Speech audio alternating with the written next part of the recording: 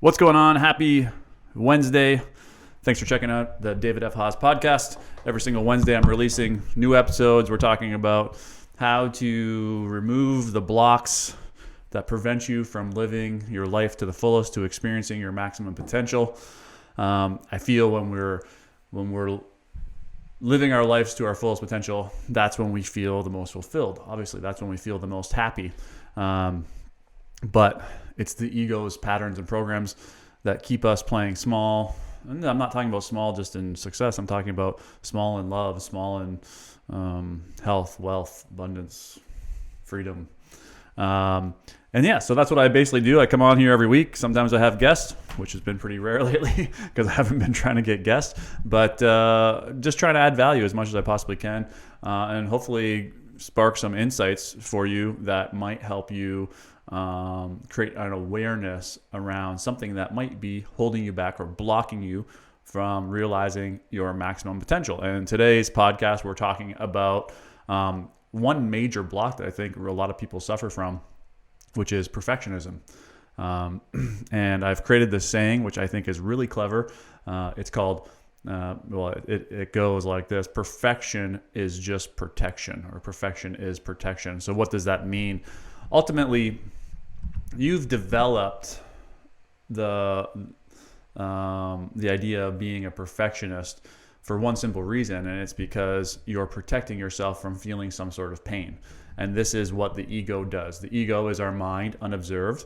And when we experience emotional pain in our life, the ego goes to work to make sure that we don't feel that emotional pain, which is just our mind. Our mind creates thoughts and patterns and programs to make sure that we don't ever feel that pain ever again. One of the patterns or programs that the ego has created to avoid feeling pain is perfectionism. So how does that work? Well, essentially it's simple. You try and make everything perfect so that you never feel the pain of failure. If it's perfect, how could you fail? You try and make everything perfect so you never feel the pain of judgment, or you never have to face the fear of judgment. So there could be another level there, which is the fear, just the fear of the actual pain. So you might be avoiding the fear of the actual pain. So once you let go of the fear, then you actually have to deal with the pain. So this is how the ego protects us. And it does this not with all kinds of mechanisms. It does this with people pleasing, does this with overthinking, with anxiety. It's just endless self-doubt, constant questioning. These are the survival patterns that Mastin Kipp has kind of called them. He calls himself a functional life coach, which is a cool name, but he developed this term survival pattern, and essentially that's what it is. It's a pattern that your ego believes is tied to your survival, because the ego thinks that if you feel this pain, you're going to die, right? And in the physical world, the ego works really simply. If we didn't have our ego, we would walk in front of buses, we would walk off cliffs, we would, touch hot stoves. So the ego protects us and keeps us safe. So it's necessary. So there's no need to demonize it. But we also have to recognize that we have bought into the belief that we are our minds and we are our bodies. But we are actually something greater than that. We are actually something that is eternal. And when we learn to start identifying what survival patterns we have bought into or we have taken on to protect us, we can then start to become free and get connected with our higher self. And when we get connected with our higher self, we're full of energy, we're full of higher states of consciousness like joy, love, compassion, empathy, peace. These are the states that you can experience, and you don't have to add anything to experience them. They're not out there for you to go and get. They're already within you, but we need to remove these survival patterns in order to experience them.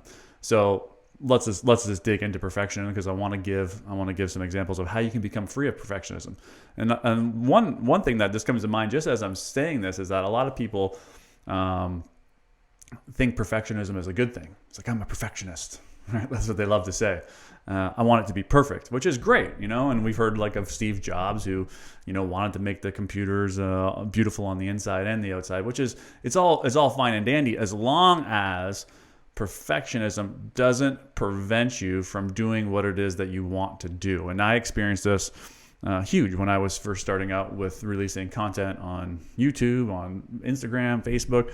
It's like I wanted everything to be perfect. And why? Because I didn't want to be judged, right? I didn't want to feel the fear of judgment. I didn't want someone to leave a negative comment. So I used perfectionism as a tool to prevent me from actually getting into action and doing what it was I wanted to do, which was help people. I wanted to help people through delivering the message that could transform my life. So when we start to realize this, we can begin becoming free of perfectionism just by becoming aware that we're using perfection to protect. All right. So just the awareness alone. So how does that look? So you're ready to hit the go on a project and you realize that, oh, this is not just quite perfect yet. I need to do a little bit more. I need to edit a little bit more.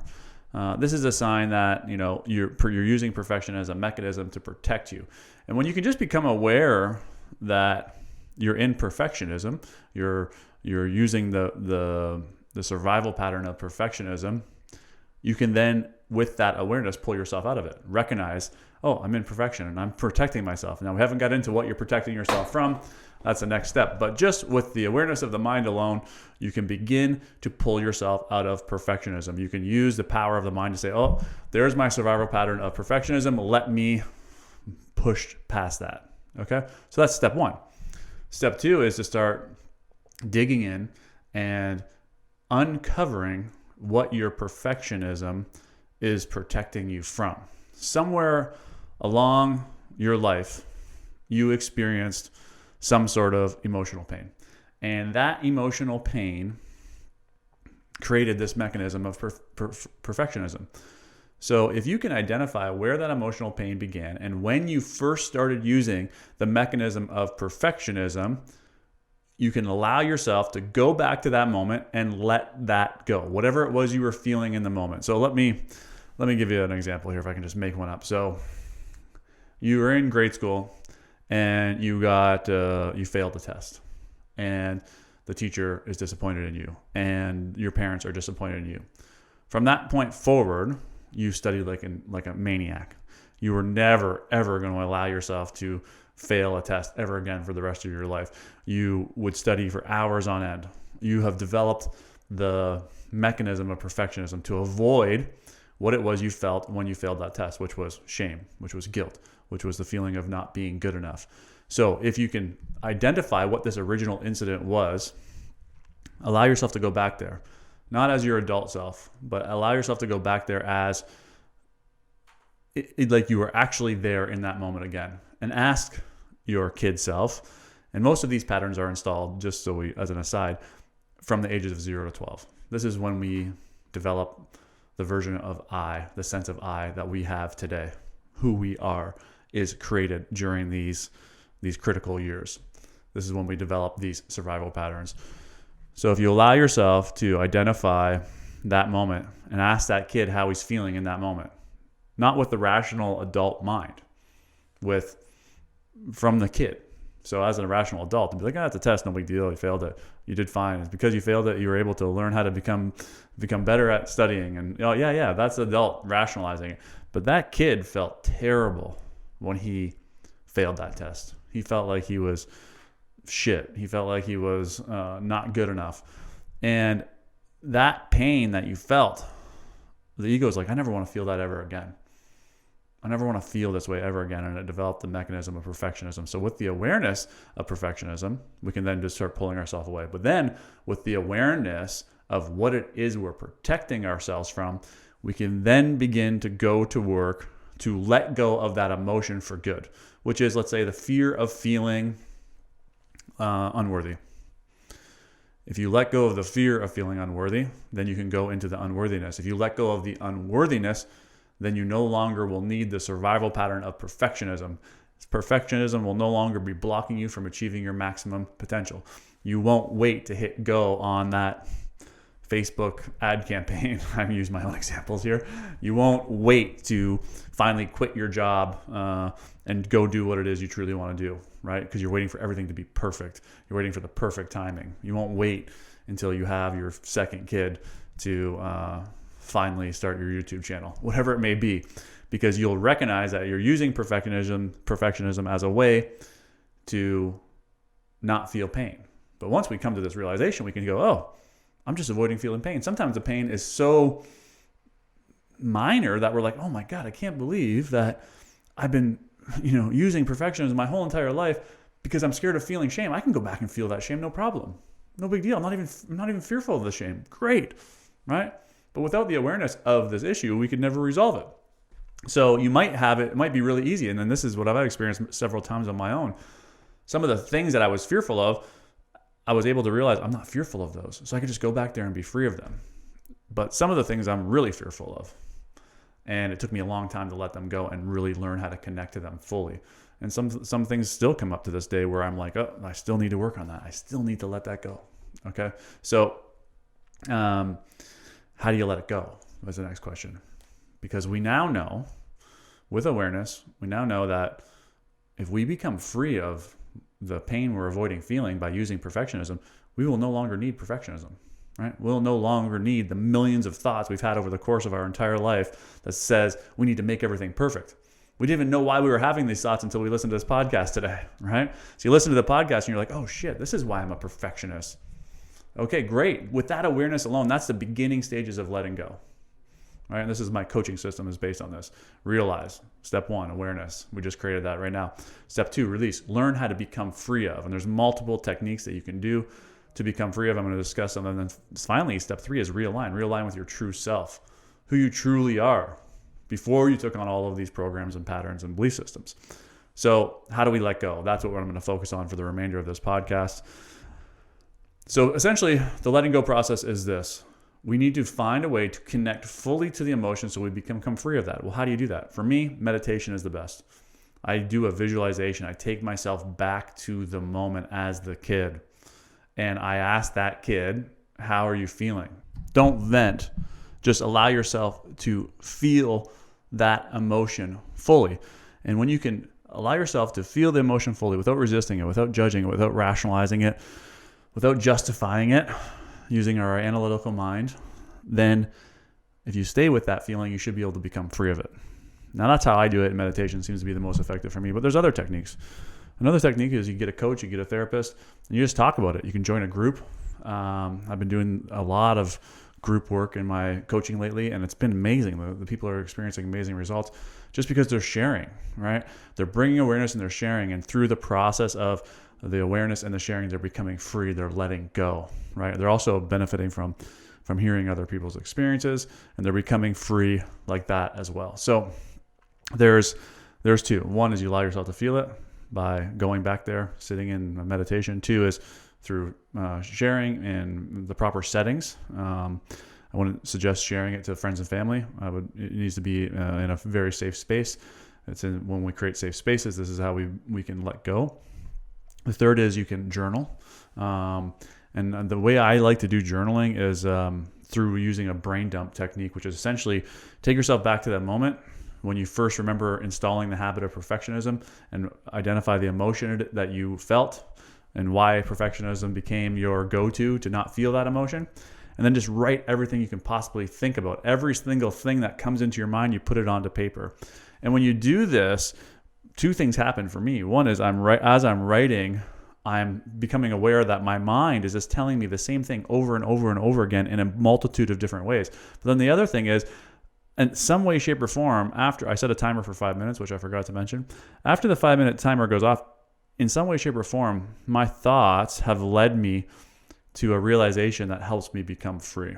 All right. So this is another technique to start becoming free of it. So these are just a few ways that we can learn how to become free of the emotions that we're avoiding feeling. And we can use this not just for perfectionism, but we can use it for anything. So if you can identify a behavior that you don't like about yourself, then you can begin to break that behavior down and get to the root of what it is that behavior is helping you avoid feeling. And then when you identify that, you can become free of it. This is the process of letting go. This is the process of actual spiritual growth as well. Spiritual growth is about removing all of these programs, all of these patterns, so that we get realigned with our true self. And our true self is connected to these higher states of consciousness, right? So by removing, not by adding, we start experiencing higher states of consciousness. So once you begin feeling the way you want to feel, even before achieving the goal, you will then attract that goal into your life, and it will be attracted into your life effortlessly. This is the power of manifesting, okay? But you can't just manifest without clearing the pathway first, and you clear the pathway by removing these programs. So yeah, I'm getting kind of deep here, and I don't want to give you too much information. If you want to get more connected to this stuff, I just created a group called the Letting Go School, Letting Go Prep School actually.